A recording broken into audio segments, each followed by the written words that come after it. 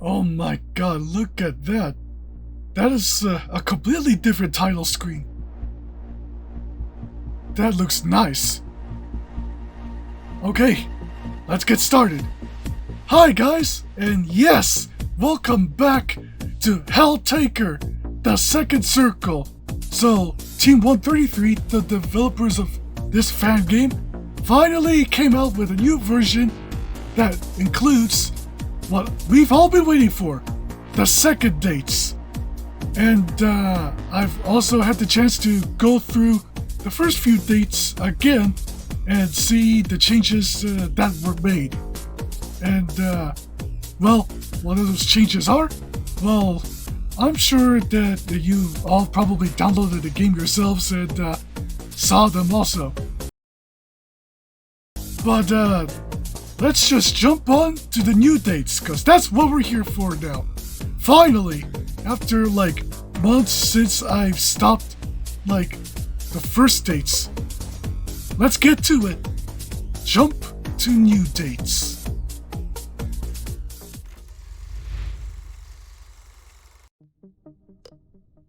Alright, here we go. The next morning. Oh wow, this is my room, huh? Alright. At least it's clean. You are awakened from your slumber by an incessant scratching at the door. Ah, I wonder who could that be, everyone? Grabbing some clothes from the nearby chair, you head towards the door.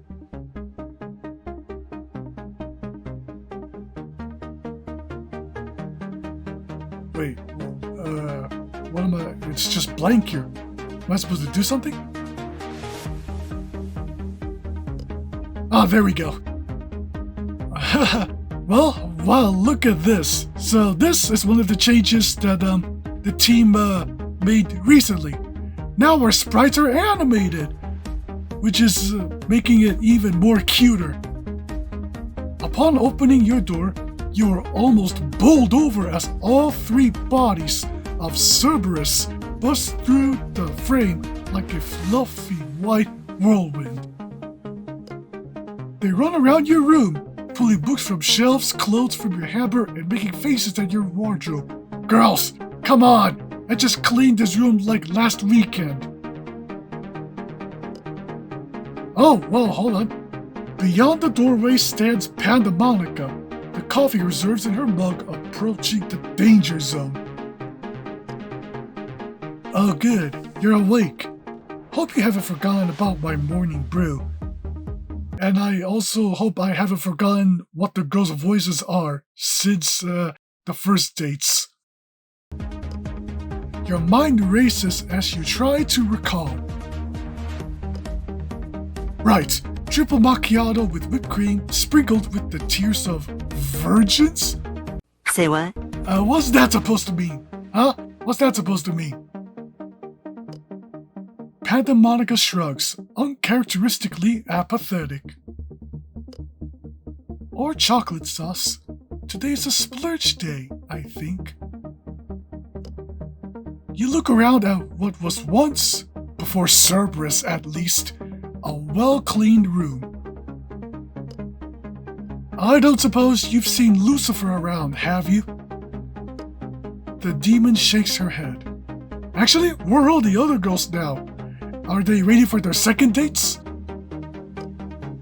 She's a little overloaded with work right now, so I wouldn't expect her to be around much over these next few days. Oh, okay. She's stuck in hell for, whoever knows how long. Oh, Cerberus. With all the subtlety of an avalanche, Cerberus butts into the conversation. She left a message for you, Dale. She said to keep up the good work. Ah, man. Cerberus is probably the hardest I had to voice out of these 9 demon waifus. Then she made a scary face. She pulled back her lips and showed us all her teeth. She smiled. I really hope that's what she did to, well, you three. they aren't exaggerating, this time at least. It did look a little more genuine than usual. Is that so? Between the two of you, you managed to corral Cerberus out of your room. Alright girls, yeah, let me clean up the mess you made, so, shoot. She disappears down the hall, talking to herself in hushed tones. You hurry downstairs, Lucifer's message weighing slightly on your mind. Keep up the good work? I wonder what she means. Huh, do you know everyone? Oh, here we go. Select your character. Just as with the first dates, I'm gonna go down the line and start with Pandemonica. Let's go.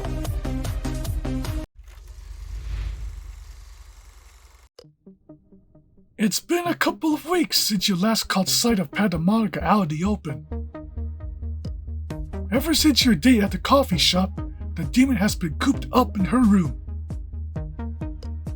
Though you still provide her with her morning coffee, you aren't permitted to enter her domain. I'm guessing it's like that with the other girls. Probably not Cerberus cause, well, you know, Cerberus. Instead, you often leave the mug by the door like an offering, only to find it sitting empty at the very same place sometime later. This new arrangement has left a sour taste in your mouth, and you consider sitting the demoness down to figure out what's going on. Before you can, however, the unexpected occurs. It happens one evening after dinner as you were sitting in the living room from watching television. Oh man, what did I just say? The background CG for this game really leveled up, as you can see here. Like, woo! Especially like the afternoon lighting right here. You hear a noise like a door slamming and then catch a glimpse of a blur scurry into the kitchen. Must be, you know. Oh man, and the kitchen really, looking extra fancy now. At once you follow the figure and find none other than Pandemonica, wide-eyed and muttering as she rummages around in the pantry. For coffee, maybe? The sight of her standing alone in the kitchen brings you a sense of deja vu. Pandemonica? The demoness turns toward you suddenly. Her hunched over stance reminds you of a wild animal standing hungrily over a fresh kill. Judging from the dark circles around her red-rimmed eyes, you can't help but think that the demon hasn't been sleeping well, or even at all. I mean, isn't that the case with her? Taker? Are you looking for the grinder? ...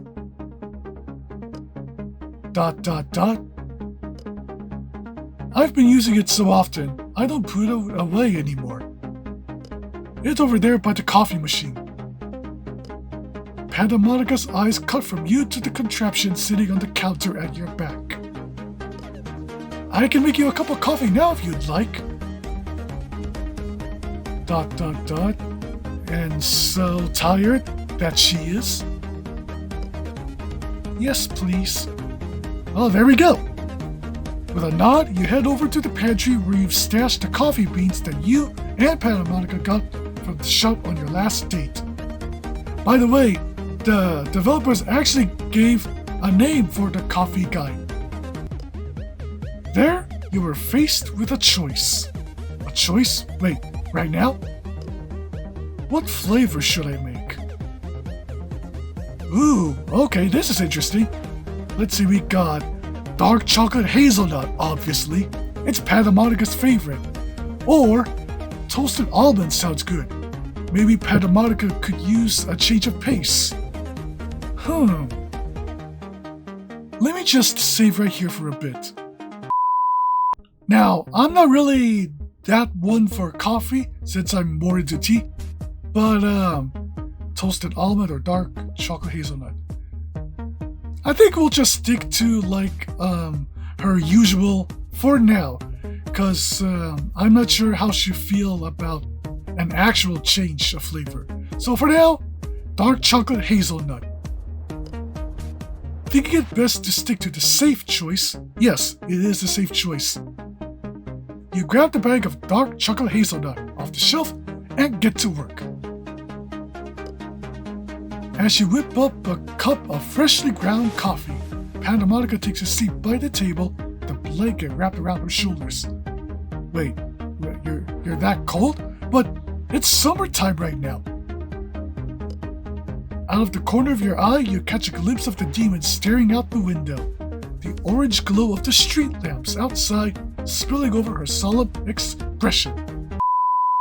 Only when you set the steaming beverage before her does Pandemonica snap out of her melancholy. Thank you, Taker. No problem. You sit across from the demon and watch as she takes her first sip of the day. At least I think it's daytime.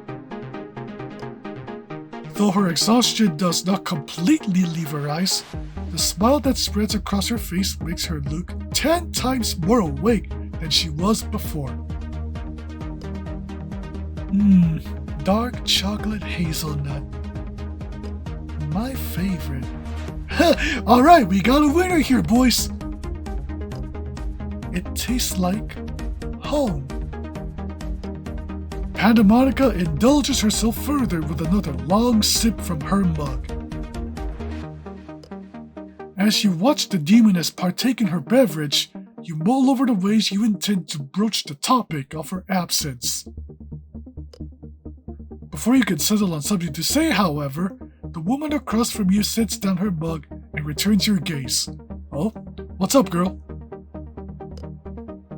I know I've been scarce lately. More than usual, that is. I'm sorry if that's been cause for concern. But I've had a lot to think about. About what we went through on our first date, maybe? Or, whatever's been going on in your head? Maybe more coffee? I don't know. I understand. Good. I'm glad to hear that. But also, I want you to know that you don't have to hide things from me. If this is something you'd rather keep to yourself, I won't press you any further on it. But if there's anything I can do to help, I hope you understand that you can come to me. Like, girl, come on, I'm like the only man in the house, so it shouldn't be a problem. You don't have to tackle all of your problems alone, you know. ... Alright, what do you think? I know that it's late, but do you want to take a walk? A walk? Sure, but there's just something I need to see for myself. Alright then, a walk it is then. Alright, here we go. Second date start! The both of you rise from your seats at the same time. As you don your jacket, Pandemonica slips on an appropriate pair of walking shoes and waits for you by the door. Soon you find yourself venturing into the cold night air. The evening air envelops you both as you make your way around the block. Alright, this is nice. A little walk around the neighborhood. With each step further from home, Pandemonica lingers closer to you until your arms brush past one another as you walk. Oh. Once, when Pandemonica's elbow bumps against you, you peer down at the demon to see that she is shivering. Well, it did say that it was a cold night right now. Are you alright? It seems as though I didn't properly prepare for just how cold it was going to be. I thought this light jacket would be enough, but I'm chilled to the bone. I guess I'm not used to the climate here quite yet. Here, take my coat. Oh, here we go. Our first gentleman move of the day. Won't you be cold? I'm used to it. Pfft. Ah, wow. Oh man. Guys, tell me that is, like, not adorable. You drape your coat over Pandemonica's shoulders. At once, her shivering comes to an end and her expression softens. Compared to earlier, it's almost as though you are looking at a completely different person. I'll say. Whereas before, an aura of distress and irritation seemed to seep out of her every pore. Now it is as though Pandemonica can no longer fathom just what it was that had irked her so. And this realization surprises her almost as much as it does you. So much so, in fact, that you can distinctly hear her mutter something under her breath. Though you don't catch it entirely, you are privy to two words which rung loud and clear in your ears. Let me guess. Thank you? Why now? Oh, okay. We were thinking completely different things, girl. Pardon? Oh, nothing. I just still have much on my mind. Should we head home? Not just yet, please. I want to savor this a little longer, if you don't mind. Alright. Whatever you want, girl. You continue onward for a while longer, stealing glances at the demon beside you as you walk. The change in Pandemonica's demeanor is unmistakable. But try as you might, you cannot figure out what it is that has brought upon such a stark change in personality. Soon you arrive at the small neighborhood playground, hearkened by the sound of the swings creaking in the breeze. Pandemonica stops in front of a large pine tree, one with many branches that lay low enough for children to climb. A small sigh escapes her lips, and she beckons you close. Oh my. I don't know why this is wholesome, but a bit wholesome and funny seeing Pandemonica in the coat.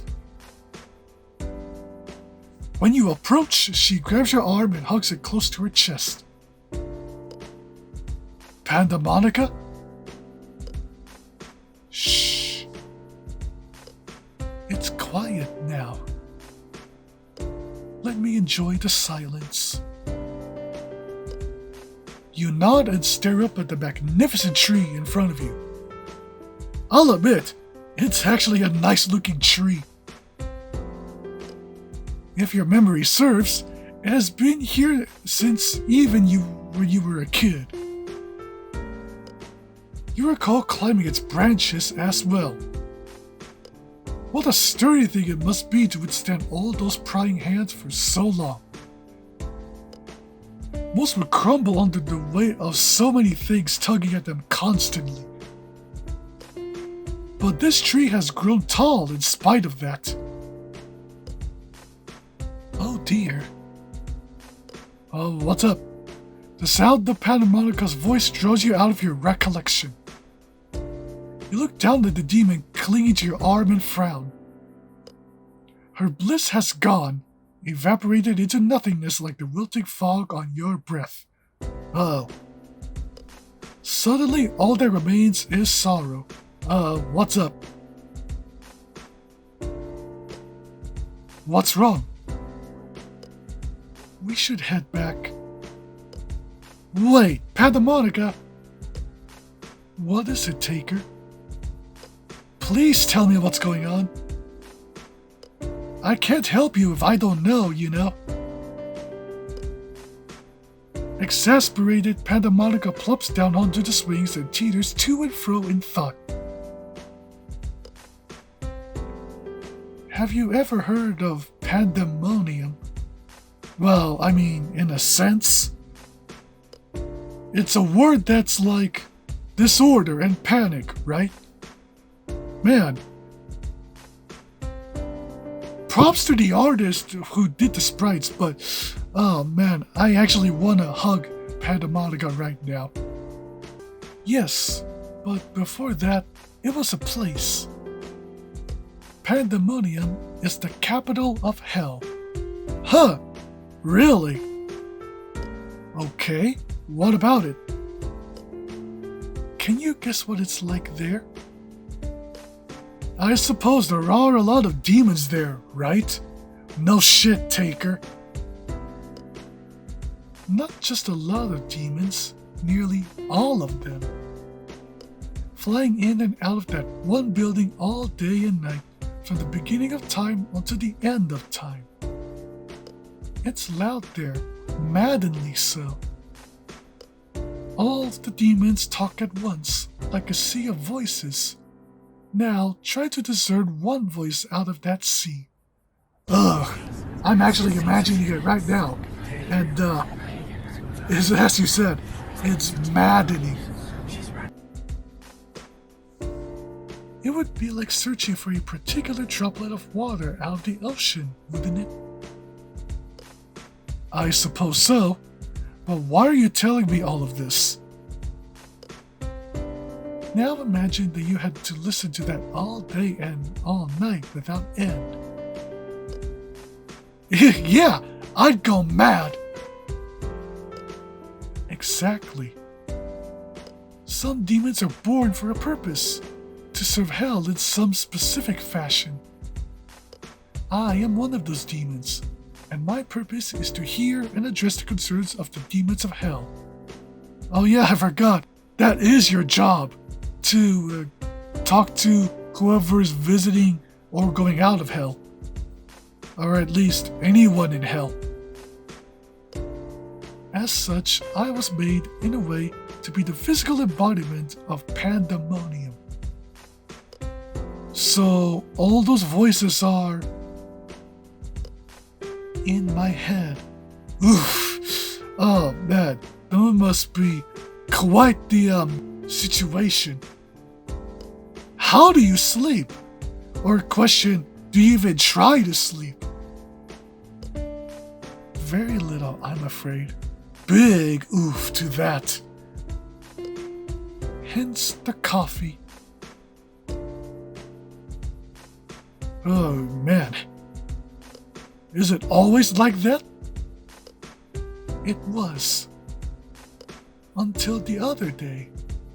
Oh, you actually got good night's sleep. I'd never experienced true silence until then. When is that? When we were at the coffee shop. For the first time in my life, the voices stopped completely. Sometimes they fade, but they never go away like they did then. I was stunned. I couldn't believe what I was hearing. Or not hearing, rather.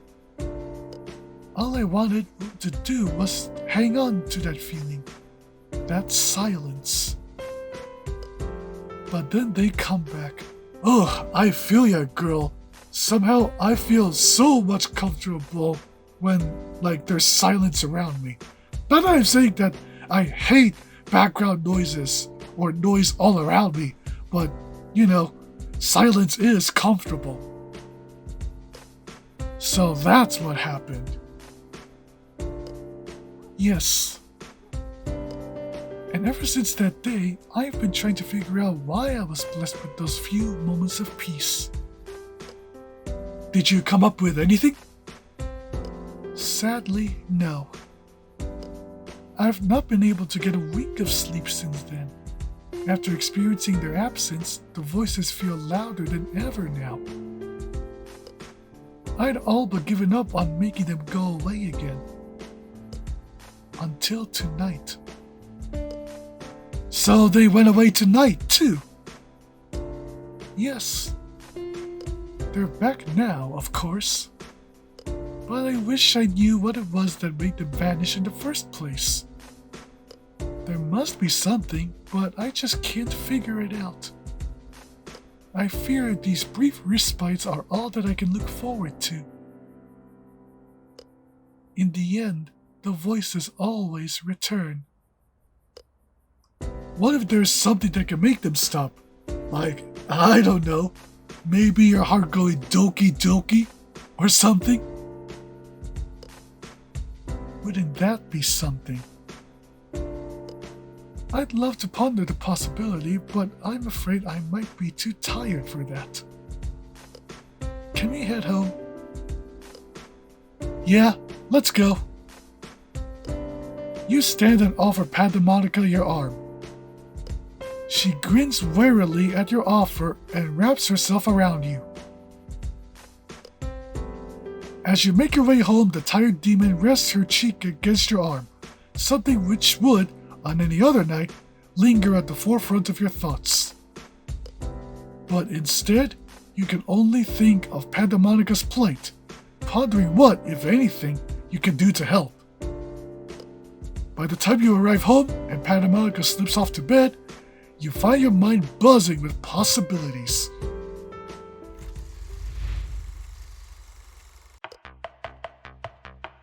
Oh man, that was actually quite a long second day for Pandemonica.